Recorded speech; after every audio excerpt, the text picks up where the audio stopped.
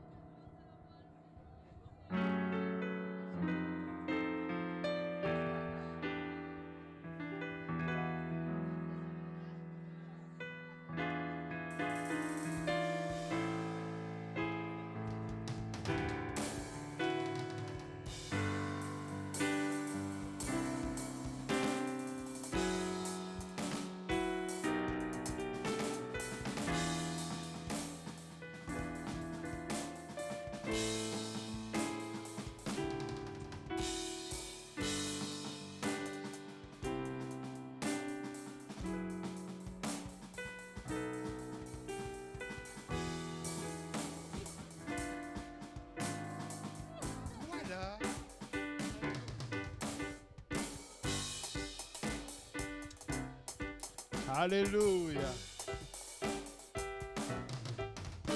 Alléluia. Alléluia. Combien sont prêts à entendre la parole du Seigneur?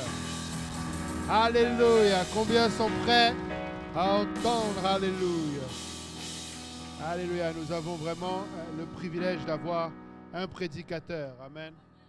Quand je l'ai appelé pour lui demander, en fait non, il m'a appelé, je lui ai demandé. Et là, il me dit, oh boy, tu sais. Et je lui ai dit, parce que, je vais vous raconter, le Seigneur m'avait mis en tête le verset dans Romains qui dit que comment entendront-ils s'il n'y a personne qui prêche? Et j'étais dans la voiture. Et ça, c'était après que le pasteur Magner a dit qu'il ne venait plus. Le Seigneur me dit, t'inquiète pas, il va y avoir des prédicateurs. Amen. Ce qui est important, c'est que quelqu'un prêche. Et puis, je me suis dit, ok, je vais noter ça. Et puis, j'ai continué mes affaires. Et puis là, il m'appelle. Et j'avais oublié le verset. 5 minutes avant, je dis, Seigneur, c'était quoi encore le verset? Et puis quand il me demande, je lui dis, et il me dit, oh mais vraiment, je ne sais pas quoi dire. J'ai dit, mais je sais que tu es un prédicateur. Et là, le verset m'est revenu. Et j'ai dit, voilà, merci de m'avoir rappelé le verset en même temps. Amen. Je sais que le pasteur Abou, c'est un prédicateur. Amen. Et c'est l'un en fait, c'est le seul qui était avec moi à Brazzaville chez maman. Amen. On a mangé au restaurant. Il a dormi chez maman. Amen. Il a dormi à Brazzaville avec moi.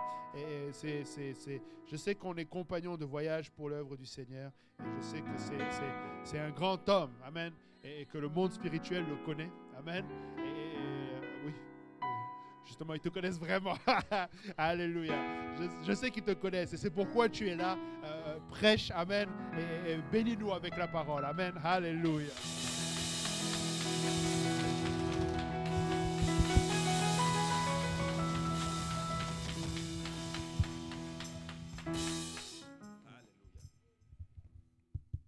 Waouh, ça c'est une grosse pression. Alléluia, alléluia. Est-ce qu'on peut acclamer encore une fois le Seigneur? Alléluia. Gloire au nom de Dieu.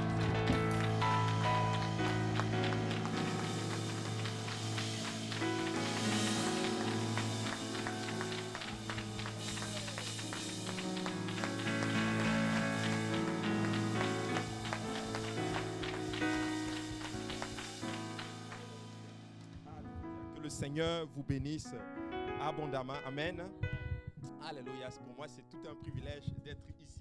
C'est la première fois. Alléluia. Mais je ne sais pas, mais c'est très joli ici. C'est vraiment, vraiment, vraiment beau. Et ça montre là ce que le Seigneur est en train de faire avec l'église de Laval. Amen. Et ça, ce n'est juste que le début. C'est rien. Alléluia. Je pense que le temps arrive, on va devoir trouver une autre salle. Pasteur Jean-Yves. Amen. On va devoir changer de place. Amen. Alléluia. Gloire au nom du Seigneur. Et on ne va pas avancer sans donner honneur à qui honneur est dû. Alléluia. J'honore beaucoup, beaucoup, beaucoup à votre pasteur Jean-Yves. Alléluia. Et maman pasteur. Alléluia. Maman Solange. Alléluia. Est-ce qu'on peut acclamer pour l'homme de Dieu et la femme de Dieu? Alléluia. Amen. Alléluia. Tu sais, ce n'est pas exagéré de faire cela. La Bible dit clairement qu'ils sont beaux les pieds de ceux qui annoncent l'évangile. Tu sais, sans un homme de Dieu, tu ne peux pas être sauvé. Alléluia. Et Dieu va mettre un pasteur dans ta vie. Et c'est clair dans mon esprit, c'est clair. Hein? Et tu sais, ton pasteur, ce n'est pas celui que toi tu choisis. Ton pasteur, c'est Dieu qui le choisit pour toi. Alléluia. Et je bénis beaucoup le Seigneur pour pasteur Jean-Yves, qui est vraiment un exemple, un homme de Dieu extraordinaire. C'est un grand homme. Alléluia. Pas seulement dans la taille. Mais c'est vraiment une famille extraordinaire. Ils ont bâti beaucoup d'églises. L'église de l'Est que vous voyez, c'est eux qui ont bâti l'église de l'Est. Presque toutes les églises que vous voyez. Et le Seigneur les a envoyés ici pour cela. Et je sais que le Seigneur n'a pas encore fini avec eux. Amen. Hein? Et je prends cela vraiment comme un privilège. Vous savez, quand on a fini de parler, et le Seigneur m'a dit quelque chose. Et je crois que c'est du Seigneur.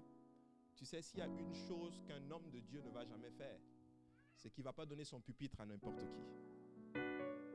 Et pour moi, j'ai pris ça vraiment comme un privilège et vraiment un honneur. Merci beaucoup vraiment pour la confiance, vraiment de nous tenir ici et devant le peuple le plus beau sur la face de la terre.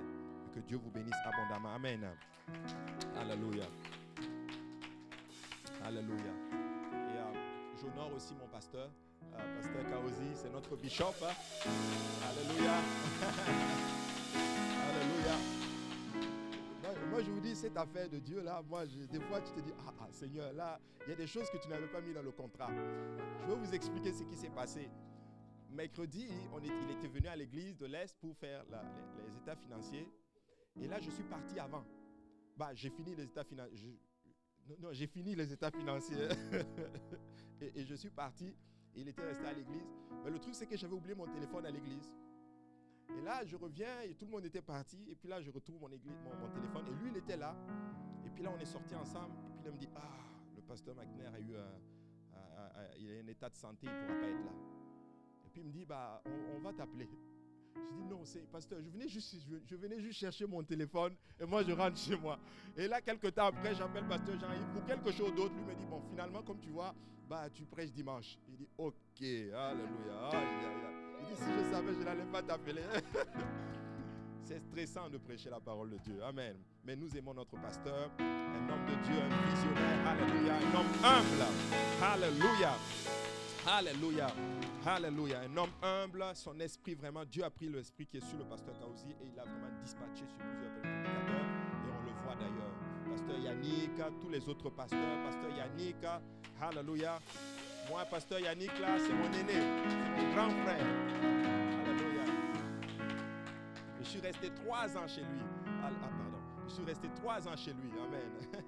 Tous nos autres pasteurs, le pasteur Lionel, pasteur Luc, alléluia, pasteur Emeric, je vous dis pasteur Achille, c'est juste waouh, on est une équipe de feu. Amen. Alléluia. Et c'est vraiment bon. Et je bénis le Seigneur aussi pour le peuple de Laval. Alléluia. Alléluia. Vous allez dire, mais pourquoi il fait ça? Si je n'ai pas grand chose à dire, même si on va prendre 30 minutes pour honorer. Alléluia. Mais vous pouvez vous acclamer vous-même. Alléluia. Amen. Alléluia. Alléluia. Et le Seigneur est vraiment, vraiment bon. Amen. Alléluia. Et on va aller dans la parole du Seigneur aujourd'hui. Et je vais demander à pasteur Jean-Yves s'il peut d'abord prier vraiment pour le service aujourd'hui.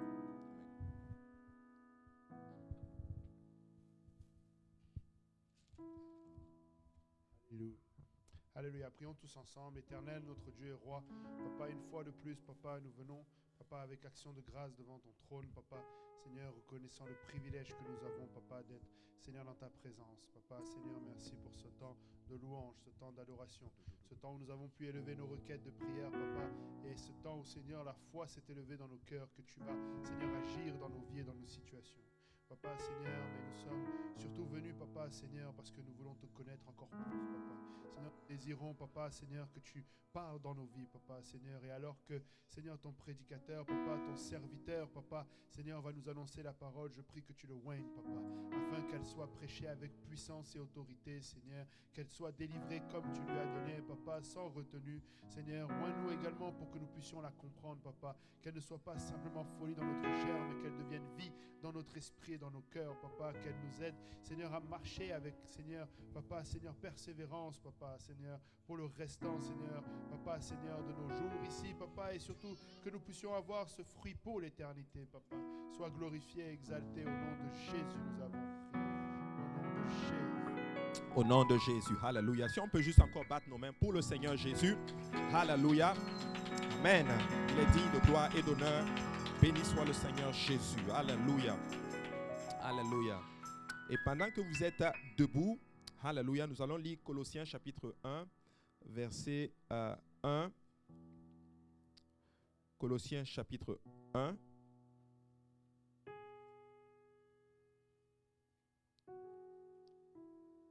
On va commencer à partir du verset, juste pour pouvoir vous mettre dans le contexte. Au verset 12.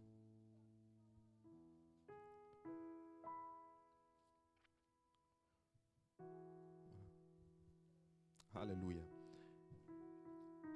Il est écrit, rendez grâce au Père qui vous a rendu capable d'avoir part à l'héritage des saints dans la lumière, qui nous a délivrés de la puissance des ténèbres et nous a transformés dans le royaume du Fils de son amour, en qui nous avons la rédemption, la rémission des péchés. Alléluia. Et vous pouvez vous asseoir dans la présence du Seigneur. Je m'excuse un peu pour le titre de l'enseignement aujourd'hui, mais aujourd'hui on va parler d'une porte. Mais pas de la porte que vous savez. Ok, merci. Merci beaucoup. Alléluia. Pas de la porte que vous savez, mais on va parler de la porte du diable. Aïe, aïe, aïe. Je me suis dit, mais ça, c'est un titre qui va choquer. Alléluia. La porte du diable. Alléluia. Et c'est important. Nous voulons comprendre beaucoup de choses. Ces derniers temps, je m'intéresse beaucoup à comprendre un peu le monde spirituel et toutes ces choses-là. Alléluia. Parce que nous sommes en train d'aller là. Alléluia. Vous savez, quand on est à Laval, et vous savez, il y a des principautés, il y a des démons, mais nous devons combattre. Parce que Dieu nous a promis que nous allons prendre le Québec. Amen. Alléluia. Et cette promesse vient aussi avec des batailles. Et nous devons comprendre certains principes. Nous devons renverser justement des autorités, des principautés. Alléluia. Et moi, je crois littéralement que nous avons fait tomber un géant, littéralement là. Amen. Le fait que l'église de Laval soit là, moi, je crois qu'il y a un géant qui est tombé. Amen. Hein? Et vous allez voir très prochainement, vous n'allez même pas pouvoir contenir les âmes qui vont venir. Amen. Amen. Alléluia. Et vous savez, les chrétiens, nous, les enfants de Dieu, on a été transférés en fait du royaume des ténèbres au royaume de lumière. Et cela lorsque nous avons obéi bien sûr à l'évangile. Vous savez, l'évangile, c'est cette bonne nouvelle qui est prêchée quasiment, je crois, tous les dimanches ici. Alléluia. C'est cette nouvelle qui nous dit littéralement que Jésus-Christ est mort pour nous. Jésus-Christ a été enseveli pour nous et Jésus a ressuscité d'entre les morts le 3e jour pour nous. Et notre façon d'appliquer cela à notre vie, c'est que nous nous identifions à la mort de Jésus-Christ par la repentance. Vous savez, la repentance, c'est lorsque nous prenons cette décision d'abandonner les vaines façons de vivre, c'est-à-dire je mentais avant, je prends la décision de ne plus mentir et de me tourner, de marcher maintenant en nouveauté de vie. Je volais, je ne vole plus. Je trichais, je ne triche plus. Toutes ces choses que je faisais, j'abandonne. C'est ça la repentance. Après cela, Dieu nous qualifie maintenant à nous identifier à son ensevelissement. Et son ensevelissement, c'est le baptême au nom de Jésus-Christ pour le pardon de nos péchés. Alléluia. Et c'est très, très important d'être baptisé. Le baptême n'est pas seulement un engagement de bonne conscience, comme certains le disent, mais le baptême est pour le pardon de nos péchés, selon qu'il est écrit dans Actes chapitre 2, verset 38. Alléluia. Répentez-vous et que chacun de vous soit baptisé au nom de Jésus-Christ pour le pardon de vos péchés et vous recevrez le don du Saint-Esprit. Après cela, nous sommes qualifiés pour recevoir le don du Saint-Esprit. Alléluia. C'est la 3e étape. Le Seigneur va venir habiter en nous et nous allons parler en d'autres langues. C'est la puissance du Saint-Esprit. Alléluia. Quand nous parlons en langue, c'est la preuve que nous avons reçu le Saint-Esprit. Alléluia. Et j'étais ravi de voir que quelqu'un a reçu le Saint-Esprit vendredi. Alléluia. Et Dieu va encore remplir les gens du Saint-Esprit. Alléluia. C'est la puissance de Dieu. Alléluia. Pour quiconque croit. Alléluia. Et si vous êtes là aujourd'hui et que vous n'avez pas encore obéi à cela, laissez-moi vous dire que c'est votre opportunité aujourd'hui. Amen. Et la Bible dit spécifiquement que lorsque nous obéissons à cela, nous sommes transférés du royaume des ténèbres vers la merveilleuse lumière de notre Seigneur. Et vous devenez un potentiel, vous devenez littéralement une arme fatale de l'ennemi. Amen. Pour ça, Colossiens 1,13 nous le dit, qui nous a délivrés de la puissance des ténèbres et nous a transformés dans le royaume de son Fils, du Fils de son amour. Alléluia. Mais pourquoi aujourd'hui, beaucoup de croyants d'ailleurs sont vulnérables, je dirais, à l'accès du diable. Et je sais qu'il y a beaucoup de personnes, que tu sois chrétien ou pas chrétien, que tu obéis à l'évangile ou pas obéis à l'évangile, des fois, nous sommes acculés, nous sommes tourmentés, nous sommes attaqués par le diable. Est-ce qu'il y a des gens ici qui sentent qu'ils sont attaqués? Alléluia. Que l'ennemi est vraiment derrière eux. Alléluia. Et nous allons comprendre ces choses-là. Des fois, nous devons juste, c'est la connaissance des fois qui va délivrer. Alléluia. Le Seigneur a dit, mon peuple périt, manque de connaissance. Donc certaines choses, oui, nous devons prier, mais certaines choses, nous devons juste combattre, comprendre ces choses-là et être plus efficaces dans le combat spirituel. Amen. Alléluia. Ésaïe chapitre 5 et 13 dit ceci, c'est pourquoi mon peuple sera soudain amené captif. Sa noblesse mourra de faim et sa multitude sera desséchée par la soif. Ça, c'est le Seigneur qui parle. Ça a l'air de ne pas être une bonne nouvelle. Hein? Alléluia. Mais avec Dieu, il y a toujours une bonne nouvelle. Alléluia. Tu sais, il y a une porte à nos âmes non détectée par beaucoup de personnes, mais qui est largement connue dans le domaine spirituel. Dans le monde spirituel, il y a des portes. Et il y a une porte à ton âme et le diable connaît cela. Alléluia. Et sous la loi divine, quand tu es un enfant de Dieu, Satan est limité au royaume des ténèbres, à moins que toi, tu lui donnes ce qu'on appelle un accès légal. Donc, le diable ne peut rien te faire tant et aussi longtemps que toi, tu fermes les portes, alléluia, et que tu marches dans la sainteté. Là, si toi, tu ouvres la porte, il a un accès légal. Amen. Donc, ouvrir la porte à Satan lui donne littéralement le contrôle, et c'est ça qui va entraîner ce qu'on appelle le vol, la destruction et littéralement la mort.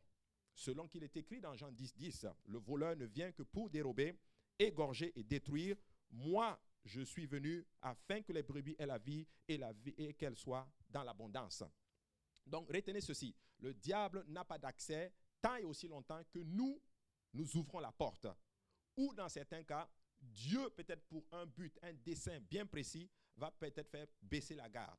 Rappelez-vous l'histoire de Job. Job, le diable est parti pour l'accuser en fait. Mais comme il n'y avait rien, il n'y avait pas de droit légal pour accuser Job, il a juste trouvé quelque chose. Non, il te sert juste parce que tu l'as béni. Mais il n'y avait rien pour accuser Job. Dieu dit, ok, bon, pour te montrer qu'il me sert sérieusement, moi-même, je vais baisser la garde. Et si tu es dans ce cas-là, réjouis-toi parce qu'il y a une promotion qui t'attend à la fin. Mais personne ne veut la fin de Job. Alléluia. Tout le monde veut Job à la fin. pas Job au début. Mais comprenez le point ceci, mon enseignement ceci, c'est que le diable n'a pas d'accès si toi tu ne lui ouvres pas la porte. Alléluia. Si vous étiez un voleur, tu vas tout faire pour que votre victime ignore ta présence. Vrai ou faux? C'est ça. Si tu étais un voleur, tu vas t'arranger à ce que... D'ailleurs, le voleur, pourquoi il se cache pour y entrer? Alléluia. Donc, si Satan veut te garder, peut vous garder dans l'ignorance, il conserve alors son accès et son contrôle. Donc, l'ignorance a un prix très élevé pour le diable.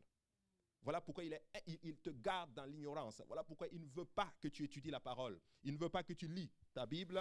Il ne veut pas que tu pries. Alléluia. Il ne veut pas que tu ailles aux études bibliques. Des fois, nous aimons beaucoup tout ce qui est sensationnel et toutes ces choses. Mais moi, je crois que dans les derniers jours, dans les temps dans lesquels nous sommes, s'il y a un ministère dont les chrétiens ont besoin, c'est l'enseignement. C'est l'enseignement qui a affermi. C'est l'enseignement qui va faire de toi un chrétien fort, un chrétien solide, littéralement. Alléluia. C'est très, très, très important. 2 Corinthiens chapitre 2 et 11 dit ceci, « Afin de ne pas laisser à Satan l'avantage sur nous, car nous n'ignorons pas ses desseins. » Paul parle aux Corinthiens, Paul dit qu'il ne faut pas lui donner de l'avantage. Littéralement, il ne faut pas lui ouvrir des portes, parce que nous n'ignorons pas ses desseins. Parce que lorsqu'il entre, c'est pour détruire, c'est pour déstabiliser, c'est pour tuer, c'est pour égorger. S'il y a une chose qu'il sait bien faire, c'est détruire. Alléluia.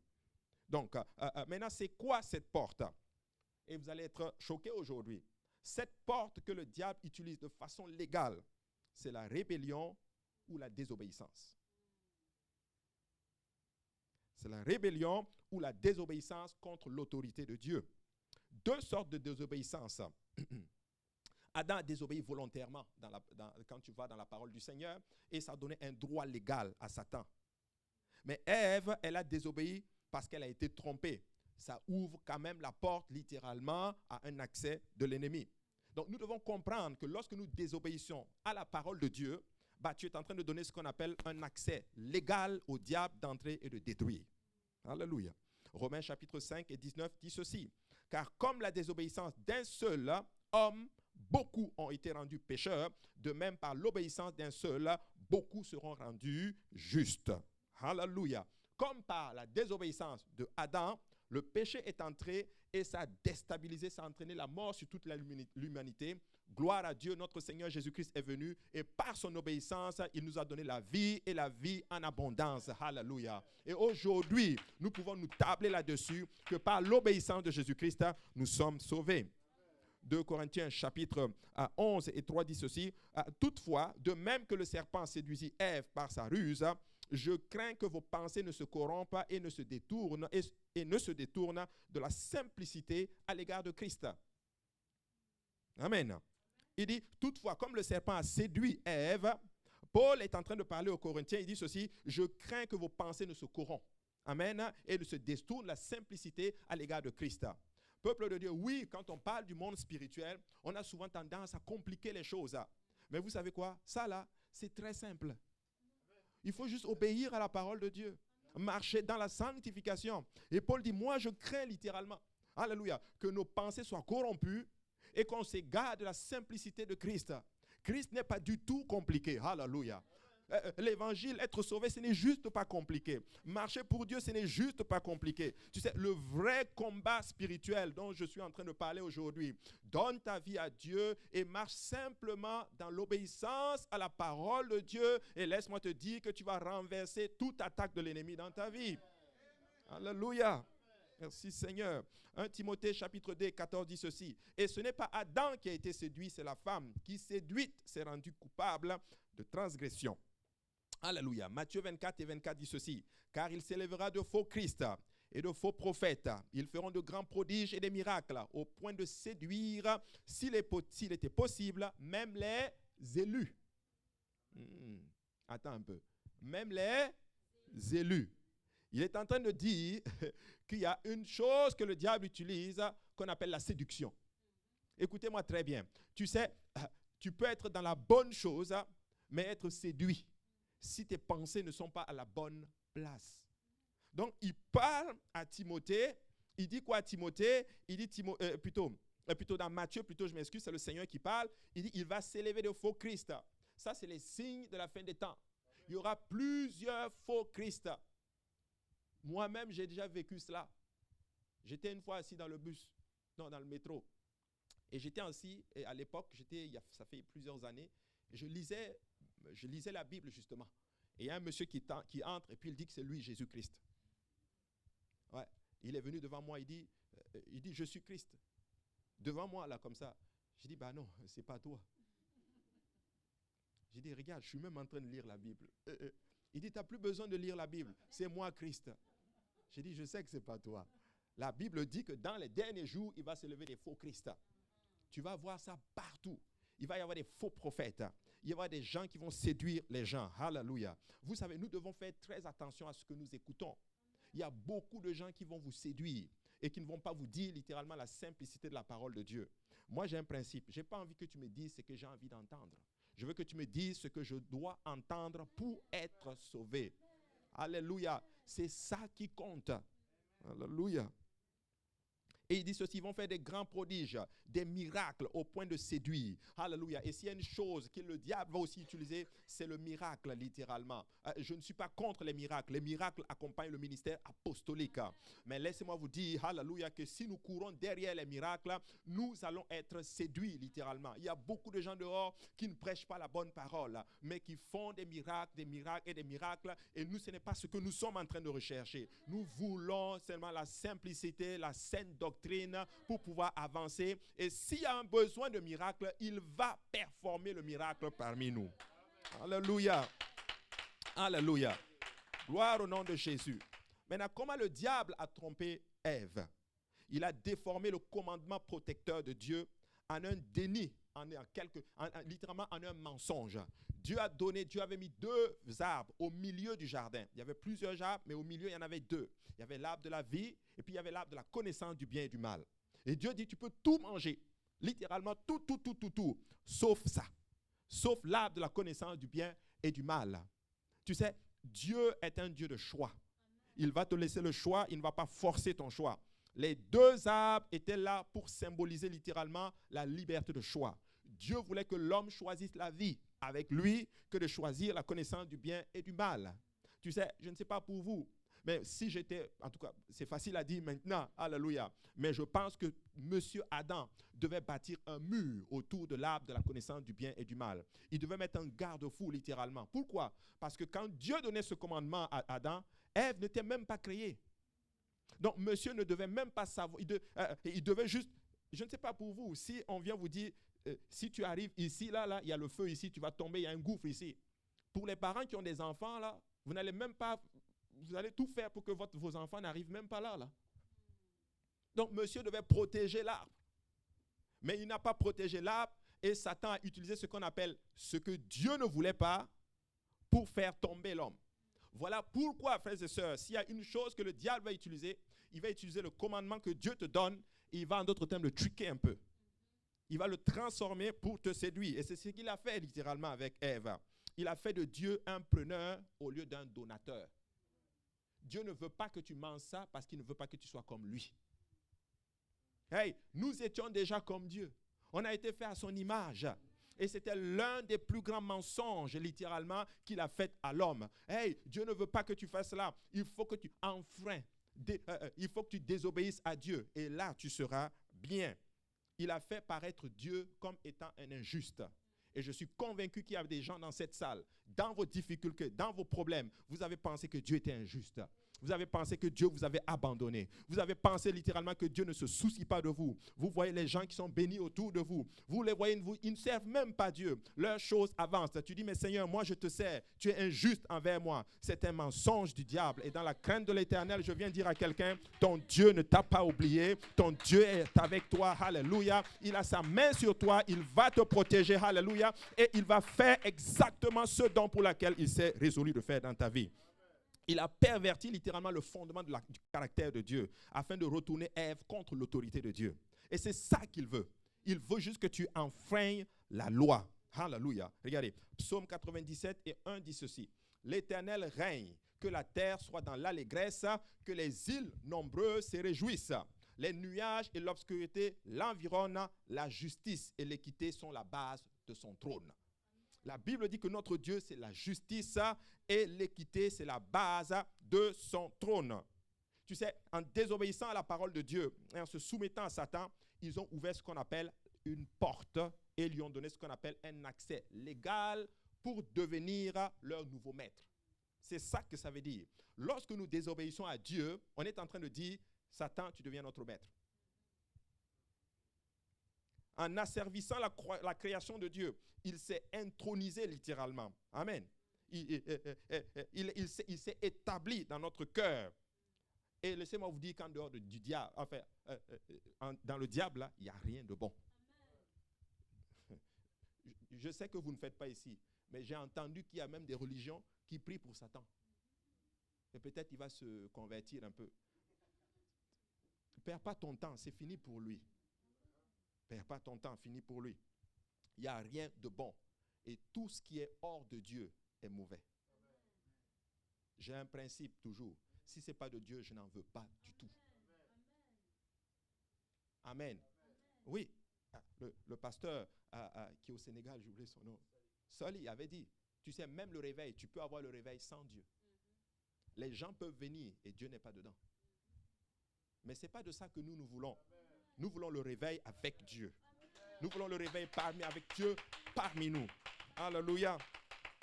Alléluia. Tu sais, Jacques 1,16 dit ceci. Ne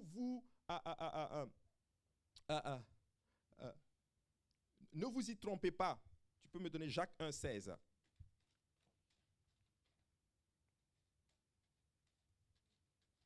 Ne vous y trompez pas, mes frères bien-aimés. Toute grâce excellente et tout don parfait descendent d'en haut du Père des Lumières, chez lequel il n'y a ni changement, ni ombre de variation. Tout don parfait vient de Dieu. Donc, je vais dire à quelqu'un aujourd'hui, ce que tu cherches, tu n'as pas besoin d'autre terme de faire des compromis. Tu n'as pas besoin de tourner à gauche, de prendre des raccourcis.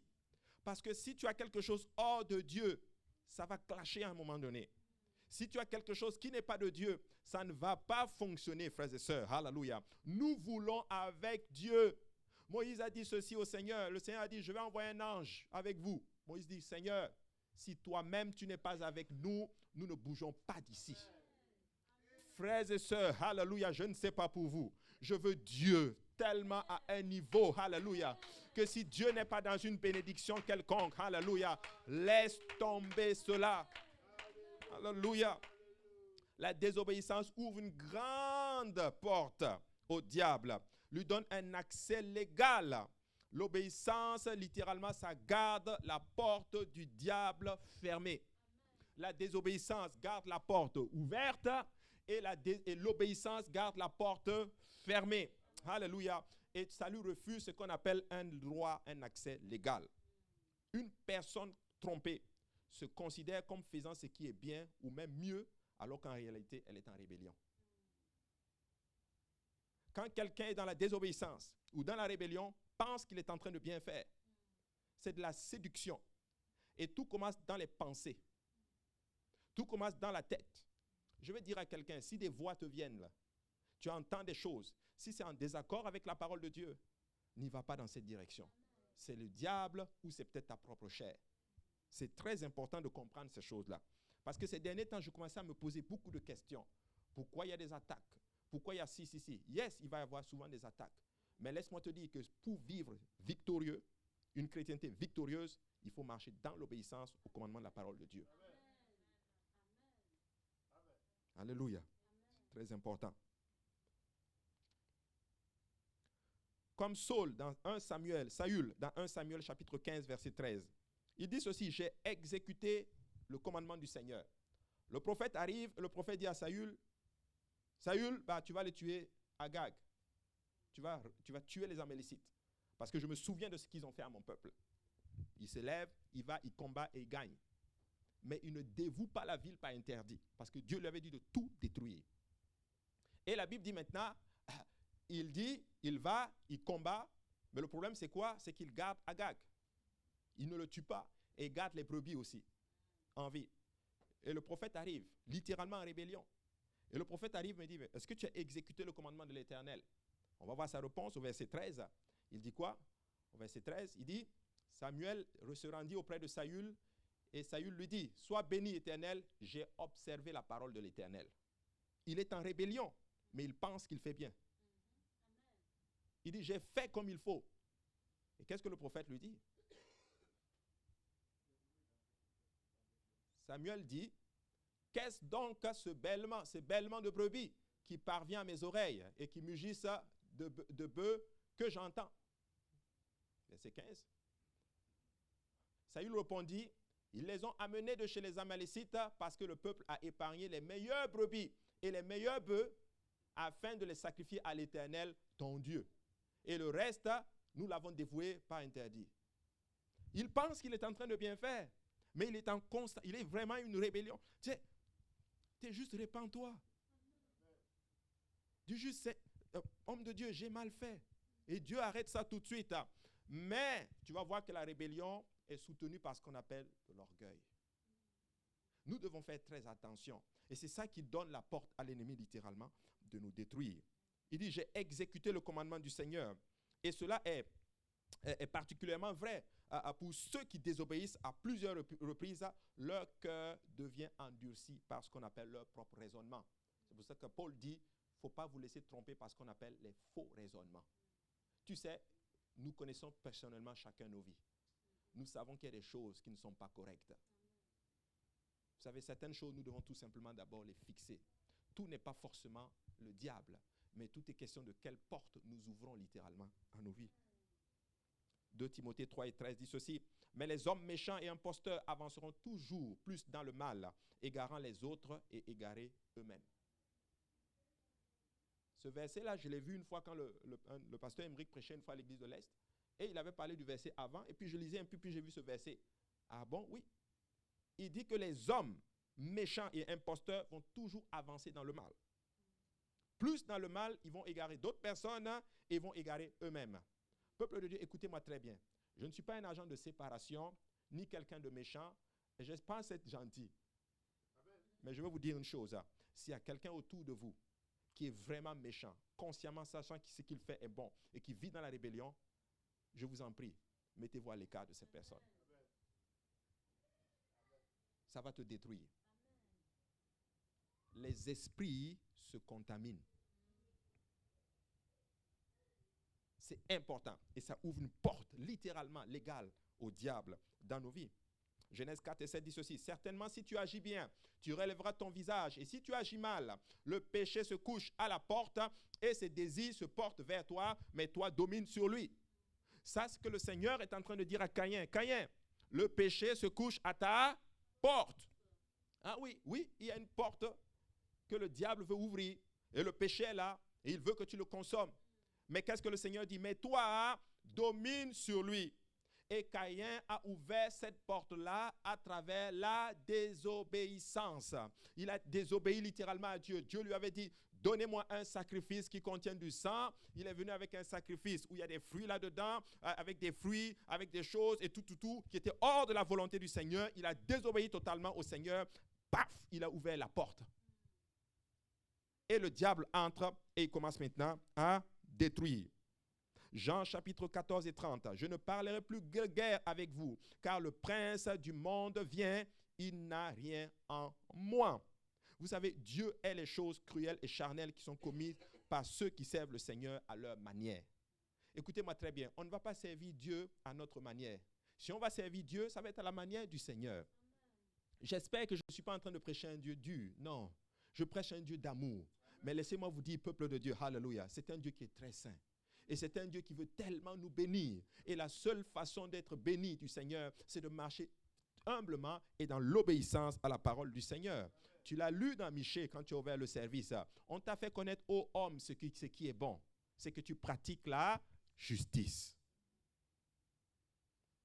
Nous voulons être bénis, n'est-ce pas? Mais nous allons apprendre à marcher dans l'obéissance à la parole du Seigneur. 1 Samuel 15 et 22 dit ceci. L'Éternel trouve-t-il du plaisir dans les holocaustes et les sacrifices, comme dans l'obéissance à la voix de l'Éternel? Voici, l'obéissance vaut mieux que les sacrifices et l'observation de sa loi vaut mieux que la graisse des béliers. Alléluia. L'observation de sa loi vaut mieux que la graisse des béliers. Tu sais, Ésaïe 66 et 3 dit ceci. Alléluia. Celui qui immole un bœuf est comme celui qui tuerait un homme. Celui qui sacrifie un agneau est comme celui qui romprait la nuque à un chien. Celui qui présente une offrande est comme celui qui répandrait du sang de porc. Celui qui brûle de l'encens est comme celui qui adorerait des idoles. Tout cela se complaise dans leur voie, et leur âme trouve du plaisir dans leur abomination. Moi aussi, je me complairai dans leur infortune. Je ferai venir sur eux ceux qui causent leur effroi, parce que j'ai appelé et qu'ils n'ont point répondu, parce que j'ai parlé et qu'ils n'ont point écouté, mais ils ont fait ce qui est mal à mes yeux, ils ont choisi ce qui me déplaît. Notre désobéissance communique à ceux qui nous entourent que nous pensons en savoir plus que Dieu en fait ne sait. Quand tu désobéis, ou quand nous désobéissons, nous sommes en train de dire littéralement au Seigneur, je sais ce qui est bon pour moi et je sais mieux que Dieu. 1 Samuel 15, 23 déclare car la rébellion est comme un péché de sorcellerie en fait. Quand il dit littéralement que c'est comme littéralement la divination, il est en train de dire que la désobéissance, c'est comme si tu étais allé voir un sorcier. Nous disons des fois, oh, on m'a ensorcelé, on m'a envoûté, on a fait ceci. Mais des fois là, c'est juste, quand on désobéit, c'est de la sorcellerie. C'est ça. En anglais, c'est beaucoup plus clair, ça le dit clairement, ça ne dit pas divination, ça dit witchcraft. Littéralement de la sorcellerie. La rébellion, c'est en fait de la sorcellerie. Quel est le résultat de toute sorcellerie? Cela ouvre directement la porte au royaume démoniaque, souvent par ignorance. C'est pourquoi ceux qui sont initiés dans des alliances occultes sont contraints par leurs dirigeants d'enfreindre les lois de Dieu. Ceux qui sont dans la franc-maçonnerie, dans les choses occultes, on va souvent leur demander de poser un acte qui va aller contre la loi de Dieu. Parce que ça leur donne ce qu'on appelle un droit légal. Oui. Allez, n'allez pas voir ça. Non. La rébellion donne à Satan un droit légal dans votre vie. Et laissez-moi vous dire une chose. Satan est un vrai légaliste. 2 Pierre 2, 19 dit ceci. Ils leur promettent la liberté quand ils sont eux-mêmes esclaves de la corruption, car chacun est esclave de ce qui a triomphé de lui. Chacun est esclave de ce qui a triomphé de lui. Et voilà, quand je regardais ce texte-là, il y a un verset qui est venu dans mon esprit. Paul dit ceci, ne te laisse pas vaincre par le mal. Frères et sœurs, nous devons faire juste ce qui est bien. Tel a fait ceci ou tel a fait cela, voilà pourquoi j'agis comme ça. Non, non, non. Il est important que peu importe ce que les gens vont faire, nous devons tout simplement faire ce qui est bien. Tu sais, alléluia, il y a plein de choses dehors. Nous devons juste prêcher la parole du Seigneur seulement, alléluia. Nous voulons juste faire ce qui est bien. Caïn aurait-il cru qu'il allait tuer son frère par la désobéissance? Jamais. Mais sa désobéissance a ouvert la porte et littéralement un esprit de meurtre est entré en lui, un esprit de mort est entré en lui et il a été le premier meurtrier de l'histoire. Un homme qui tue son propre frère, frères et sœurs. Des fois, dans un péché, tu ne peux même pas imaginer que tu vas te retrouver à faire des choses que tu ne peux même pas imaginer. La désobéissance est très, très, très, très dangereuse. Saül aurait-il cru qu'il allait assassiner 85 sacrificateurs innocents de l'Éternel, leurs femmes et leurs enfants, dans sa colère. Mais la rébellion l'a totalement contrôlé. C'est pourquoi le premier... Je ne sais pas s'il faut que je dise ça, si tu me permets de dire cela. Mais tu sais, la Bible satanique, la Bible des satans, là, des sataniques, il dit ceci. Leur premier commandement, vous savez c'est quoi? Fais ce que tu veux. Fais ce que tu veux. Et la rébellion devient de plus en plus un mode de vie acceptable, considéré même comme une morale, même dans les églises. Mais je rends grâce à Dieu que ce n'est pas cette église-là. Nous ne voulons pas faire ce que nous voulons. Nous faisons ce que Dieu nous demande de faire. Peuple de Dieu, si tu arrives à une place où tu veux littéralement faire ce que tu veux, c'est hyper dangereux. C'est mon style de vie, je fais ce que je veux, je suis en contrôle de mon corps. Écoutez-moi très bien. Récemment, il y a une loi qui est sortie littéralement interdisant l'avortement et tout. Mais il y a des gens qui sont sortis marcher. C'est mon corps. J'ai le droit de faire ce que je veux de mon corps.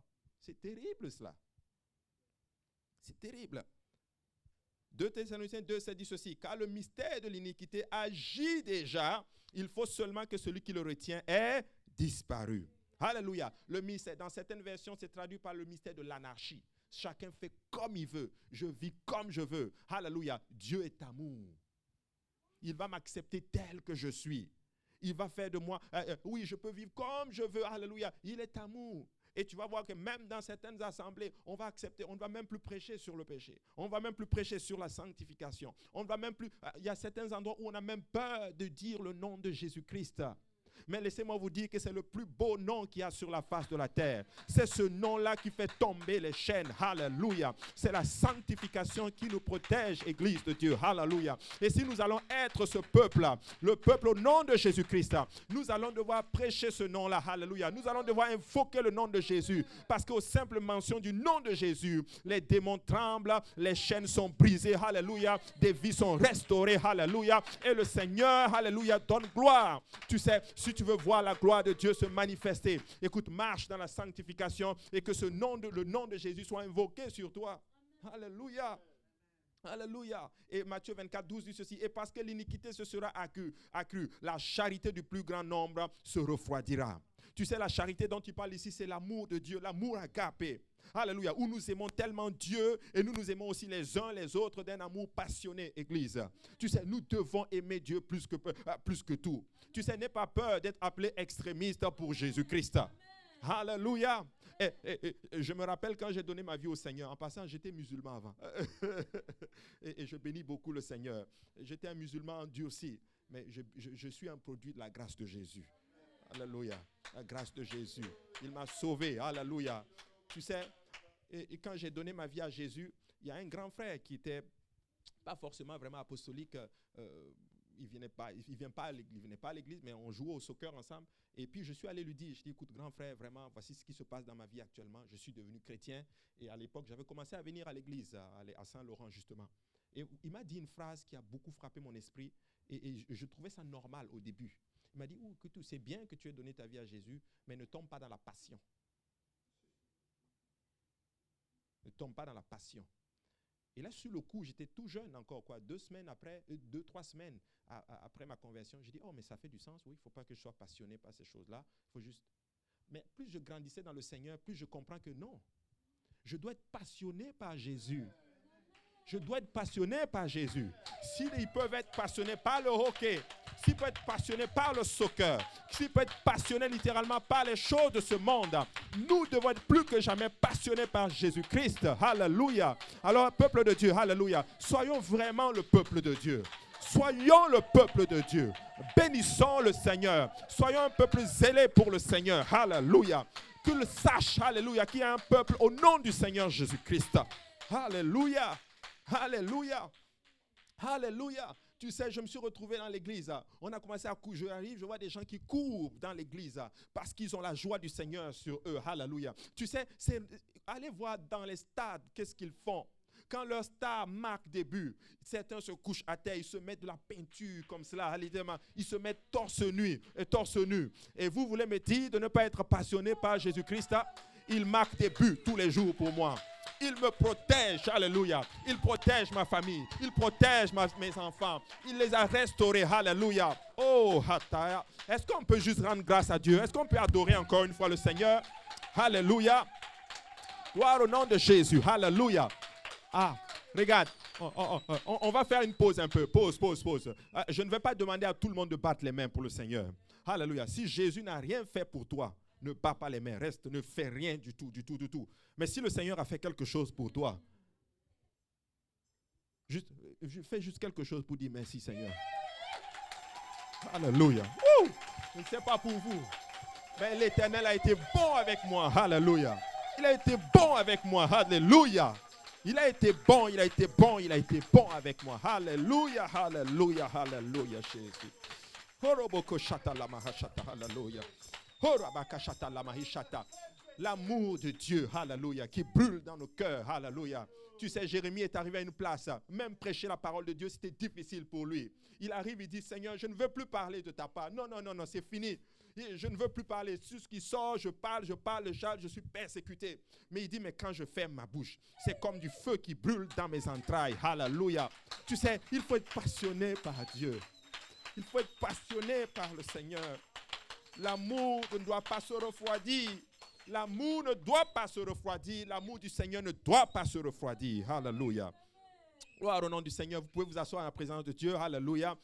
Tu sais, partout où vous allez trouver la rébellion, vous allez observer que la parole de Dieu est considérée comme trop restrictive. Oui. Vous allez voir certaines personnes qui vont commencer à dire ils sont trop restrictifs. C'est trop exagéré. Là, est-ce que la parole de Dieu, c'est écrit là, mais est-ce que la parole de Dieu dit vraiment cela? C'est comme ça que Satan travaille.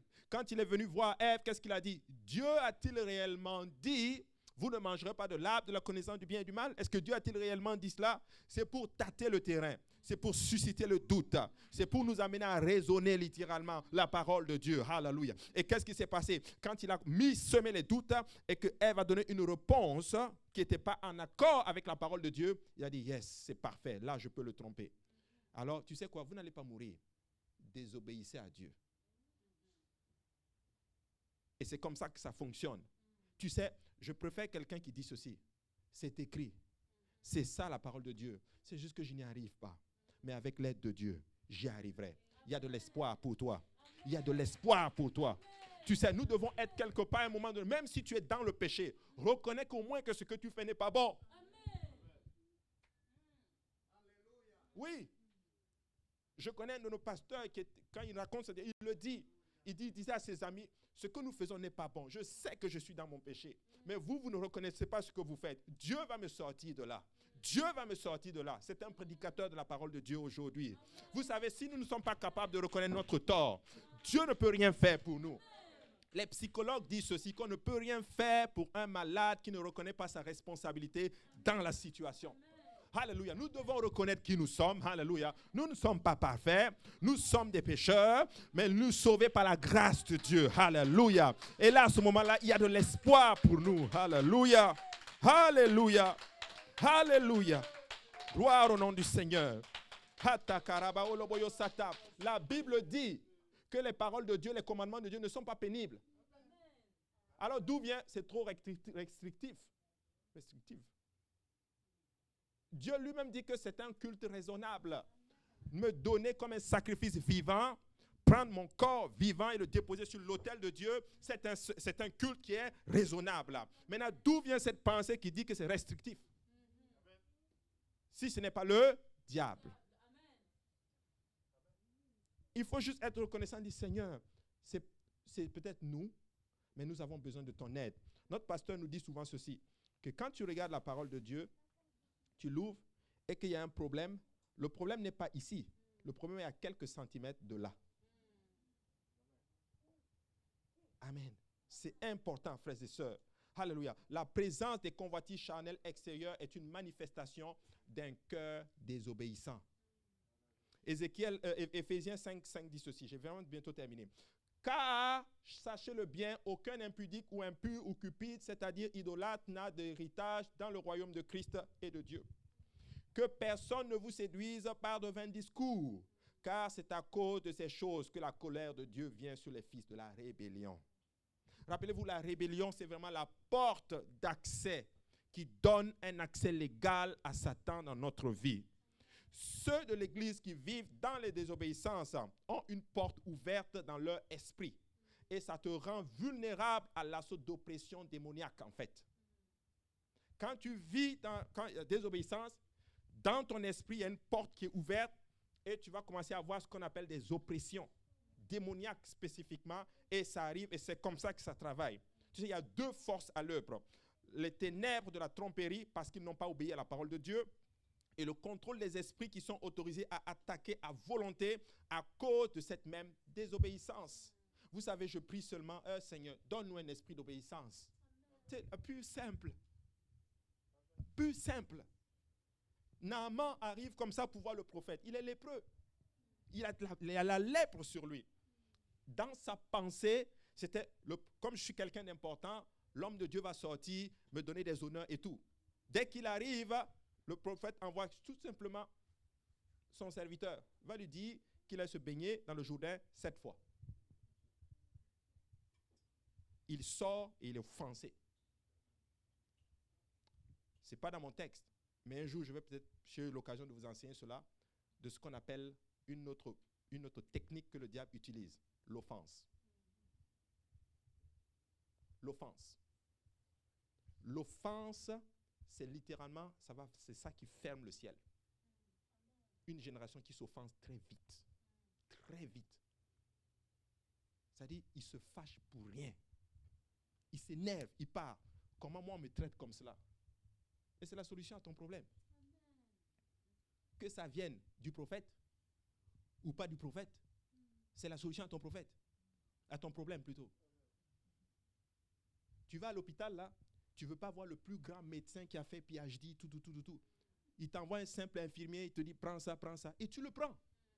Tu ne sais même pas s'il a validé ses cours avec A+ ou B. Tu dis, donne-moi juste le comprimé, je veux guérir. Mais écoute, il t'envoie juste un simple serviteur pour te dire, va te mettre dans le Jourdain. Et il courait, étant fâché, offensé. Il a fallu juste un simple, il dit que, mais maître, si tu avais dit de faire quelque chose de simple, tu ne l'aurais pas fait. Qu'est-ce que tu perds à obéir? Tu perds à obéir. Va te mettre dans le Jourdain. Il arrête son char, il dit oui c'est vrai. Il rentre 1 fois, 2 fois, 3 fois, 4 fois, 5 fois, 6 fois.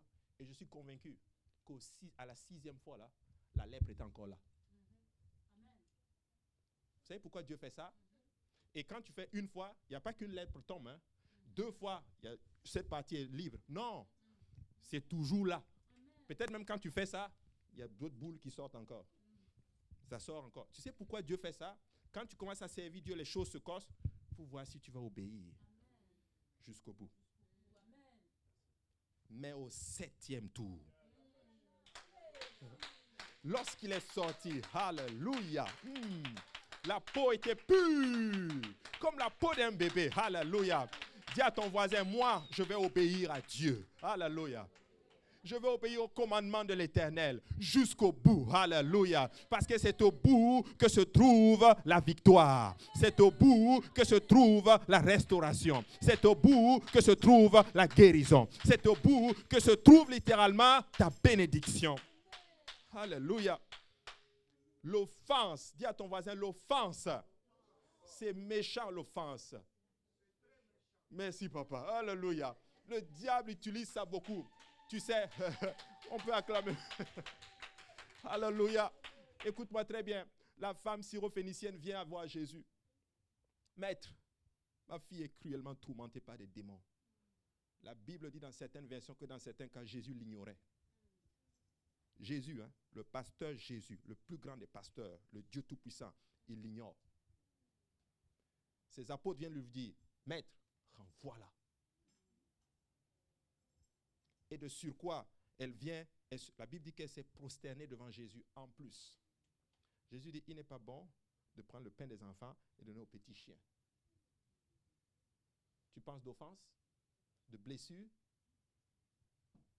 mais elle a refusé l'offense. Elle dit, peu importe ce qui s'est passé, je ne vais pas m'offenser. Maître, même les petites miettes, ce n'est pas grave. Je veux ça.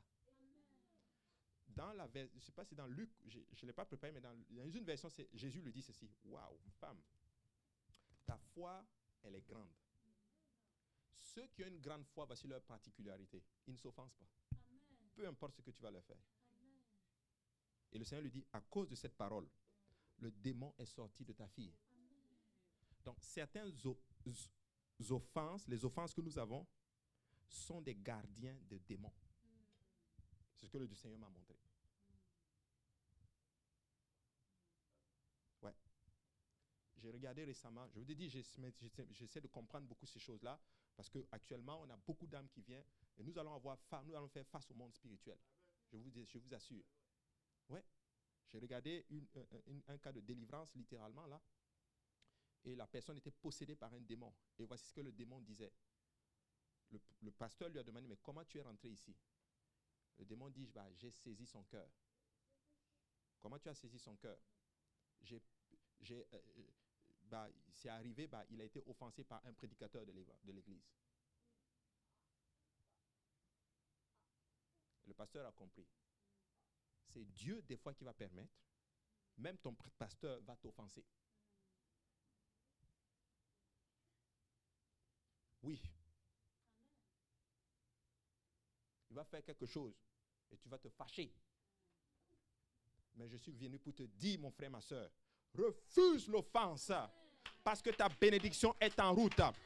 Satan voit ce qui est en train d'arriver et comme il ne veut pas que ça arrive, j'ai besoin d'un droit légal pour court-circuiter cela.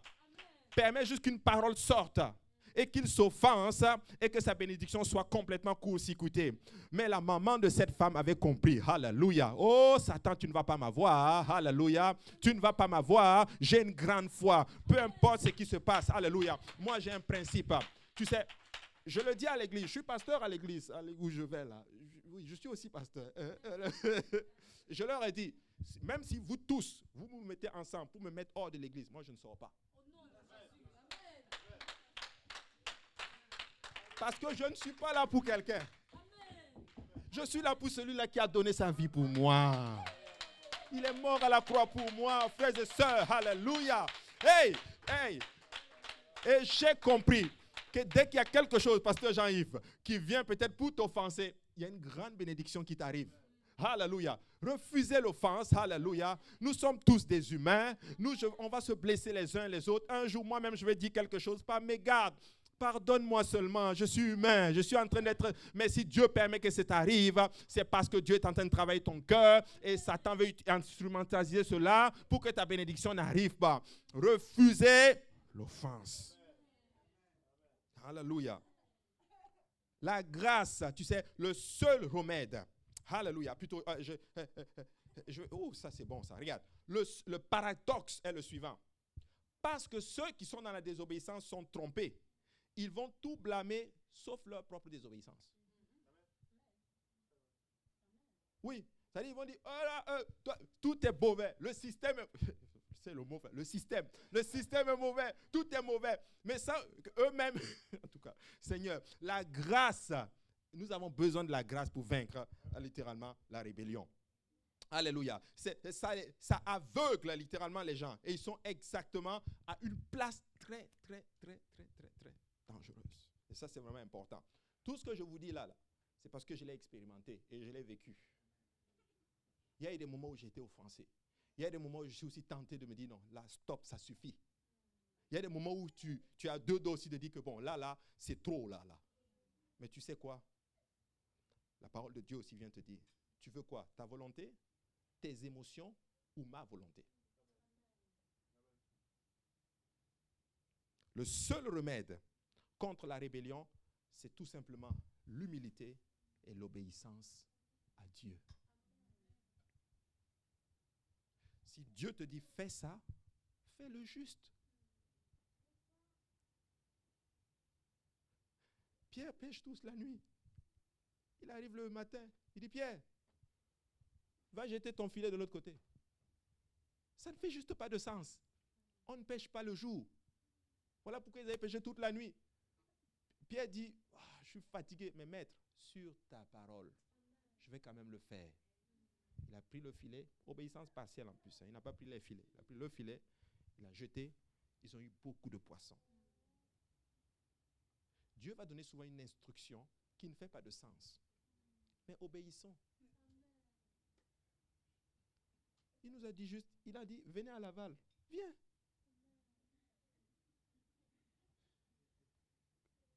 Je vous dis, c'est vrai, hein?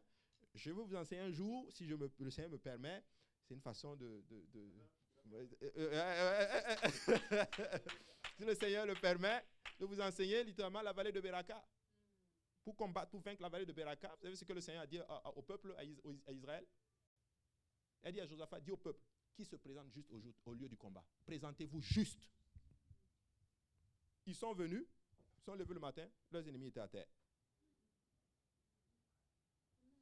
Je vais dire à quelqu'un aujourd'hui, parce que vous êtes là ce matin, beaucoup d'ennemis de vos âmes sont déjà tombés.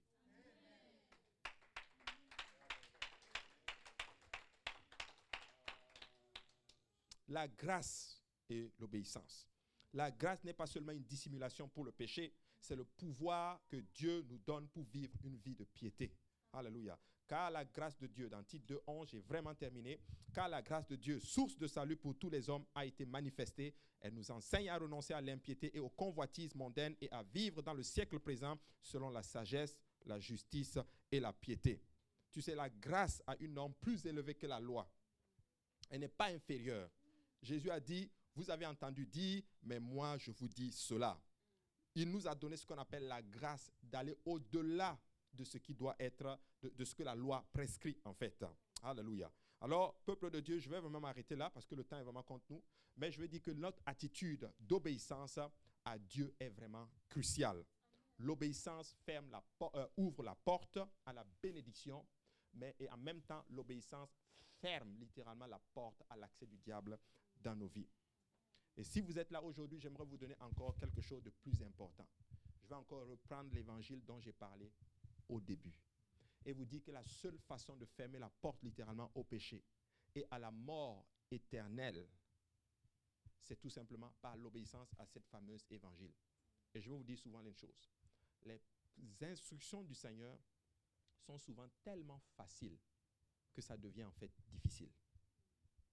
Parce que c'est en fait simple. Va te jeter 7 fois dans le Jourdain. C'est de l'eau boueuse, sale.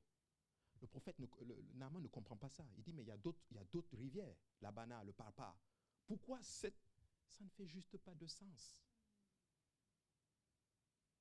Dans certains cas, il dit, fais ça, tout simplement. Va te baigner, va laver ton visage, vas-y. Simple. Mais c'est tellement simple que c'est difficile. Amen. Alors voici l'évangile. Et vous allez voir que c'est très simple. Il te dit ceci, si tu veux être sauvé, si tu veux quitter le royaume des ténèbres pour arriver dans sa merveilleuse lumière et rentrer dans son royaume, il le dit dans le livre de Jean. Il dit, il faut que tu naisses d'eau, il faut que tu naisses de l'esprit. Il a dit ça à Nicodème. Nicodème ne comprend pas. C'est quoi sa naissance d'eau? La naissance de nouveau. Est-ce que quelqu'un peut entrer dans le sein de sa mère et naître de nouveau? Jésus est là. Jésus dit, mais tu es le docteur d'Israël. Tu ne comprends pas ces choses.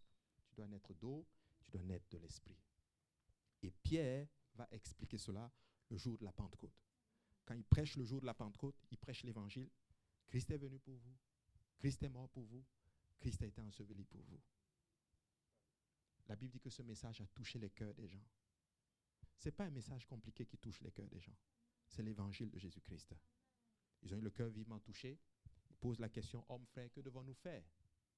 Pierre leur dit, repentez-vous premièrement. Nous devons avoir une vie de repentance.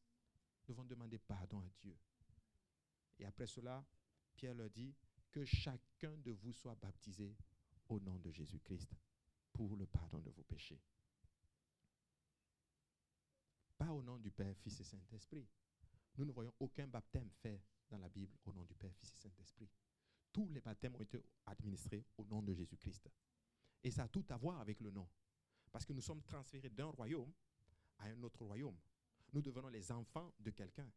Donc le nom est tellement capital que ce nom doit être invoqué sur nous. Voilà pourquoi si tu regardes bien tous les baptêmes dans la Bible, tous les baptêmes ont été faits au nom du Seigneur Jésus-Christ. Je vous assure, tu ne vas pas trouver un baptême dans la Bible fait autrement. Si tu trouves un baptême fait dans la Bible, au nom du Père, Fils et Saint-Esprit, dans la Bible, je vais te donner $1000 pour chaque baptême que tu trouves. Ça n'existe pas. Pourquoi le nom? Parce que c'est le nom qui fait de nous des enfants de Dieu. Ces enfants sont couchés là. Comment on sait que ce sont les enfants de pasteur? Oui, il a leur semblance et tout, mais au-delà de cela, leur acte de naissance, Barbosa y est dessus. Le nom doit être invoqué sur nous. Pierre dit, et que chacun de vous soit baptisé au nom de Jésus-Christ pour le pardon de vos péchés. Parce que lorsque le nom est invoqué, tous tes péchés sont complètement effacés. Satan n'a pas de droit légal pour venir te réclamer un péché dans ta vie. Tout est complètement effacé. Waouh! Le monde spirituel, c'est des lois. Et Dieu est un Dieu de loi. Et maintenant, il dit, tu vas recevoir le don du Saint-Esprit. Tu vas recevoir le Saint-Esprit. Quand tu reçois le Saint-Esprit, tu vas parler en d'autres langues. C'est réel, frères et sœurs. C'est réel. Alléluia. Je vais vous raconter, lèvons-nous tous ensemble, je vais vous raconter comment j'ai reçu le Saint-Esprit. Et nous allons prier. Si on peut m'aider au piano un peu. Alléluia. Et je vais vous raconter comment j'ai reçu le Saint-Esprit. Je vous ai raconté que je suis né musulman. Je suis venu à l'église et on a commencé à me parler du baptême de l'Esprit. On dit non, quand tu reçois le Saint-Esprit, tu parles dans une langue. Mais moi, pour moi, ça ne fait pas de sens. Je suis né musulman. Je ne connais pas ces choses-là. Moi, je suis quelqu'un, en général, je suis en contrôle de mes facultés. Je sais, il y a souvent, vous allez voir souvent certains, quand l'Esprit de Dieu se manifeste, ils perdent leur... mais je suis toujours, moi, en contrôle de mes facultés. Mais on m'a dit, non, c'est aussi pour toi, c'est pour tout le monde. Et un jour, un service comme cela, notre pasteur est descendu du pupitre, il est venu me voir, il m'a dit, tu vas recevoir le don du Saint-Esprit aujourd'hui. Je m'étais fait déjà baptiser au nom de Jésus. Le jour où je suis venu à l'église, je me suis repenti. Il m'a dit, tu veux te baptiser? J'ai dit oui, j'ai été baptisé. Mais je n'avais pas reçu le Saint-Esprit ce jour-là. Mais un autre dimanche, il m'a dit, aujourd'hui c'est ton jour. On va prier avec toi, tu vas le recevoir. Je me suis repenti de mes péchés. J'ai dit, Seigneur, moi, ces choses-là, moi je suis en contrôle. Je ne comprends pas comment je vais parler en langue là. Mais si ta parole le dit, ça doit m'arriver. J'ai commencé à prier le Seigneur. Et là, j'ai commencé à adorer Dieu. Alléluia Jésus. La meilleure des adorations. Je veux dire, loué soit l'Éternel. C'était une façon pour moi de m'abandonner totalement au Seigneur. Et je vous assure, pendant que j'adorais le Seigneur, moi qui ai en contrôle de mes facultés, à un moment donné, je commençais à perdre le contrôle de ma langue. Alléluia Jésus. Alléluia Jésus. Alléluia. Et à un moment donné, ma langue a commencé à balbutier. C'est-à-dire, le Alléluia ne sortait plus. C'était quelque chose d'autre qui sortait. Et le problème avec moi, c'est que comme je suis en contrôle, je ferme ma bouche. On me dit non, ne ferme pas ta bouche. Il faut que tu laisses aller. Et pendant que j'adore, à un moment donné, paf, c'est parti. Il y a quelque chose qui a commencé à parler et j'avais commencé à parler en langue. C'était tellement simple que je n'y croyais pas. J'ai dit non. On m'a dit, tu as reçu le Saint-Esprit. J'ai dit, ok, c'est correct. Merci beaucoup. Je suis allé chez moi à la maison. J'ai dit, Seigneur, c'est ça le Saint-Esprit? Ok, si c'est réel, toi et moi, on est seul à seul dans cette chambre. Tu dois me remplir de ton esprit encore. Ou du moins, tu dois me donner une confirmation. Frères et sœurs, croyez-le ou non, mais je me suis mis à genoux sur ma chaise, j'ai commencé à prier. Et à un moment donné, ça a été comme un détonateur. Paf, c'est sorti. Et là, j'avais commencé à parler en langue. Je vous dis, c'était juste waouh. Tu sais, je fermais ma bouche, j'ouvre ma bouche pour parler en français, pour comprendre ce que je suis en train de dire. Mais c'était encore cette fameuse langue qui était en train de sortir, Église. Écoutez-moi très bien. Waouh. J'étais conscient. J'entendais ce que je disais, mais je ne comprenais pas ce que j'étais en train de dire. Alléluia. C'était juste waouh. Je me suis levé comme cela, là. Je pense quelques temps après, j'avais des choses sur moi. Dans le sens, tu sais, quand tu es musulman, quand tu y arrives, j'avais des choses, des versets coraniques écrits sur des documents, comme quoi pour assurer ma protection quand je serai ici. L'Esprit de Dieu me dit, ça là, tu ne peux pas garder ça. Je les ai pris. J'ai ouvert la fenêtre. Je les ai jetés et j'ai dit, je jette cela au nom de Jésus-Christ. Ma vie n'a plus jamais été la même depuis ce jour. Juste dire à quelqu'un aujourd'hui, l'obéissance simple à la parole du Seigneur. Alléluia. Et Dieu va le faire pour vous. Et tu vas avoir la puissance pour vaincre l'ennemi de ton âme. Alléluia. Si on peut acclamer le Seigneur. Alléluia. Gloire au nom de Jésus. Alléluia. Alléluia. Gloire au nom puissant de Jésus. Nous allons faire quelque chose de simple maintenant. On va juste fermer les yeux et on va faire une prière de repentance. Après, je vais céder la chair au pasteur Jean-Yves. Je m'excuse d'avoir été si long. Alléluia. Et nous allons prier le Seigneur. Alléluia. On va faire une prière de repentance, mais je vais d'abord poser une question. Est-ce qu'il y a des gens ici? On va tous fermer les yeux, il n'y a que moi qui regarde. Est-ce qu'il y a des gens ici qui n'ont jamais expérimenté le baptême du Saint-Esprit? Vous n'avez jamais parlé en d'autres langues. Alléluia. Si c'est une chose que tu n'as jamais expérimentée et que tu souhaites expérimenter aujourd'hui, Dieu peut te remplir. Amen. Alléluia. Alors, je vois que tout le monde est rempli du Saint-Esprit ici. Waouh, c'est une église. Pasteur Jean-Yves fait un travail extraordinaire. Alléluia. Alléluia. Mais nous allons maintenant, on va prier. On va faire une prière de repentance. Et après cela, je vais céder la chair à Pasteur Jean-Yves qui va nous aider vraiment à prier. Mais la Bible dit ceci dans Jacques 4, 7. Soumettez-vous donc à Dieu, résistez au diable et il fuira loin de vous. Amen. Alléluia. Prions le Seigneur maintenant. Alléluia. Seigneur Jésus, nous te rendons grâce. Papa, nous te bénissons, nous te remercions pour ton amour et ta bonté. Merci pour le privilège que nous avons d'être tes enfants, Seigneur Jésus. Merci pour cette belle congrégation. Merci pour les âmes, Seigneur. Merci, Seigneur, pour la réception de la parole, Seigneur. Je prie maintenant que tu étendes ta main protectrice sur chacun de nous, Seigneur. Protège chacun de tes fils et chacune de tes filles, Seigneur. Papa, je prie que toute porte, tout accès à l'ennemi dans nos vies soit maintenant fermé dans le nom de Jésus-Christ. Alléluia. Je prie que tu t'élèves comme un étendard, Seigneur, et que tu nous donnes la victoire sur tout piège de l'ennemi, Seigneur.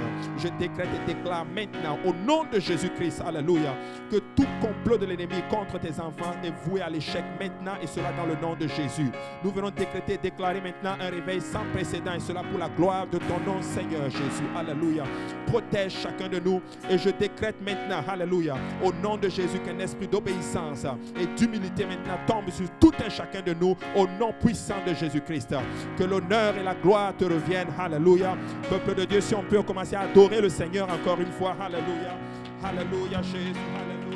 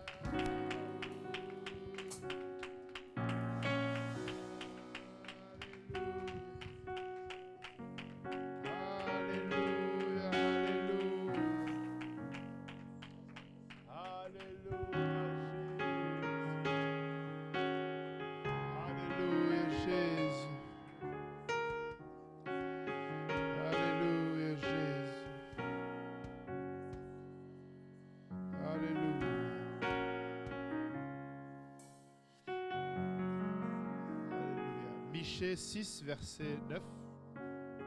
C'était notre dernier verset d'ouverture tout à l'heure. La parole de Dieu dit: la voix de l'Éternel crie à la ville. Et celui qui est sage craindra ton nom. Pour tous ceux qui n'étaient pas là ni jeudi ni vendredi, laissez-moi vous dire que vous n'avez absolument rien manqué. Parce que le pasteur Abou a dit exactement la même chose. Les exemples étaient les mêmes. La parole était la même. Et je ne sais pas pour vous, mais la crainte de son nom m'a saisi. Et laissez-moi vous dire, pour ceux qui étaient là, si le Seigneur a pris le temps de répéter cela 3 fois, c'est qu'il y a quelque chose que nous devons faire. Si le Seigneur a pris le temps, exemple après exemple, de le faire, c'est que le Seigneur attend quelque chose de nous. Et je pense qu'il serait approprié que nous prenions encore un peu de temps et que chacun puisse parler à son Dieu et que chacun puisse obéir à sa parole. Vous savez ce que le Seigneur attend de vous, je sais ce que le Seigneur attend de moi. Et si nous ne le savons pas, alors demandons-lui. Pourquoi l'as-tu fait jeudi, l'as-tu fait vendredi, l'as-tu fait samedi et tu l'as refait encore aujourd'hui? Que nous ne sortions pas d'ici en gâchant l'opportunité que le Seigneur nous donne. Amen. Alléluia. Et si nous pouvons élever nos voix vers le Seigneur, alléluia, pour un instant.